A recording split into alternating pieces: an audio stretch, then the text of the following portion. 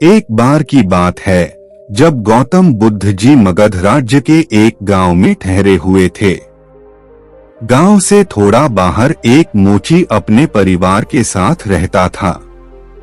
उस मोची के घर के पास एक तालाब था।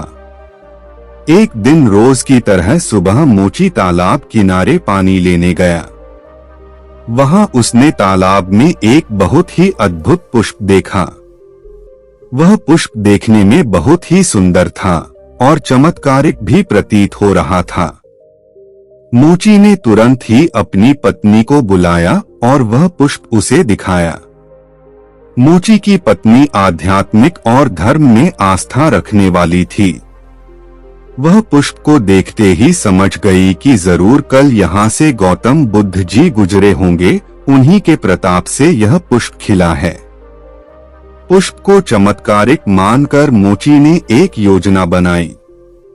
उसने अपनी योजना के बारे में पत्नी को बताया कि वह इस पुष्प को राजा को देगा और उनसे खूब सारी स्वर्ण मुद्राएं लेगा। उसकी पत्नी ने भी सोचा कि यह पुष्प उनके किसी काम का नहीं है, इसे राजा को ही दे दो, कम से कम कुछ कमाई तो होगी। पत्नी की सहमति के बाद मोची राजमहल की ओर निकल गया। राजमहल के रास्ते में उसे एक व्यापारी मिलता है। मोची के हाथ में पुष्प देखकर वह रुक जाता है। वह मोची से पूछता है कि भाई ये पुष्प लेकर कहाँ जा रहे हो? मोची कहता है कि मैं यह पुष्प लेकर राजा के पास जा रहा हूँ। इसे राजा को भेंट करके मैं राजा से मुँह मांगा इनाम लूंगा।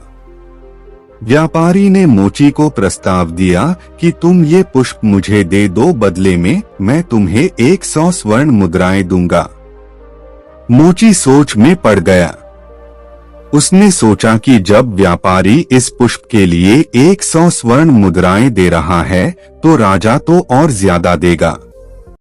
यही सोचते हुए उसने व्यापारी को पुष्प देने से मना कर दिया।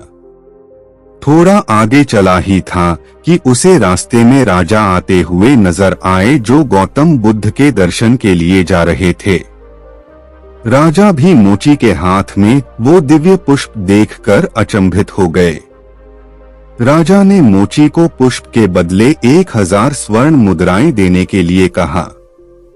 यह सुनते ही मोची के मन में एक अजीब सी चेतना आई और वह राजा को पुष्प न देकर दौड़ता हुआ सीधे महात्मा बुद्ध के पास जा पहुंचा। महात्मा बुद्ध जी मोची को देखकर हैरत में पड़ गए। उन्होंने मोची से पूछा तो मोची ने उन्हें सारी बात बताई।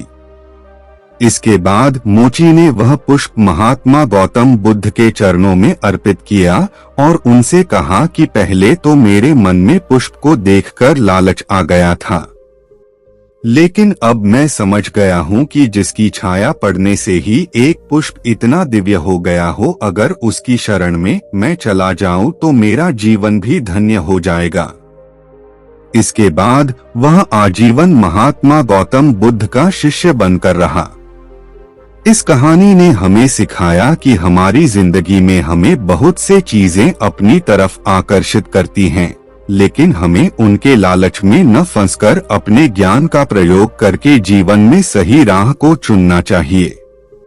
तो दोस्तों, कैसी लगी ये कहानी कमेंट्स सेक्शन में जरूर बताना और अच्छी लगी तो चैनल को सब्सक्राइब करना और बेल आइकॉन को जरूर प्रेस करना। तो मिलते हैं अगली वीडियो में, तब तक के लिए अपना ख्याल रखना।